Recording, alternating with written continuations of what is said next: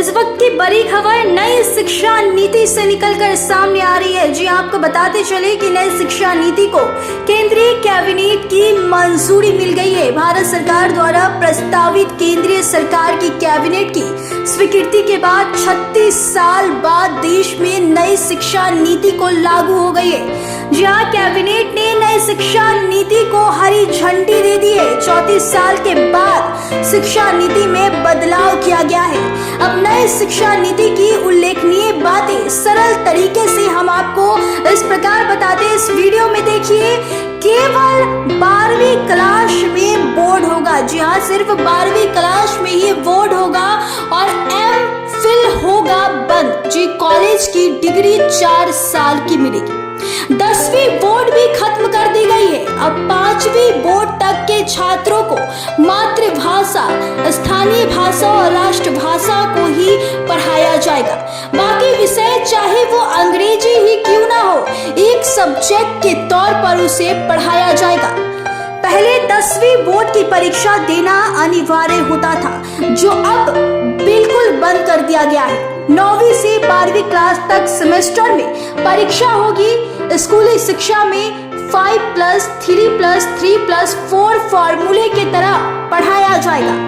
तो वही कॉलेज की डिग्री 3 और 4 साल की होगी, यानी कि ग्रेजुएशन के पहले साल पर सर्टिफिकेट और दूसरे साल पर डिप्लोमा, तीसरे साल में डिग्री मिलेगी। जी हाँ, इस वक्त की यह सबसे बड़ी खबर और शिक्षा नीति से जुड़ी हुई सामने आ रही है। 3 साल की डिग्री उन छात्रों के लिए है जिन्हें हायर एजुकेशन नहीं लेना है। वही हायर एजुकेशन करने वाले छात्रों को 4 साल की डिग्री करनी होगी। 4 साल की डिग्री करने वाले स्टूडेंट 1 साल में एमए कर सकेंगे। एमए के छात्र अब सीधे पीएचडी कर सकेंगे। स्टूडेंट के बीच में कर सकेंगे। तो वही दूसरे कोर्स हायर एजुकेशन में 2035 तक ग्रॉस एनरोलमेंट रेशियो 50% हो जाएगा। वही नई शिक्षा नीति के तहत कोई छात्र एक कोर्स के बीच में अगर कोई दूसरा कोर्स करना चाहे तो पहले कोर्स से सीमित समय के लिए ब्रेक लेकर वो दूसरा कोर्स कर सकता है।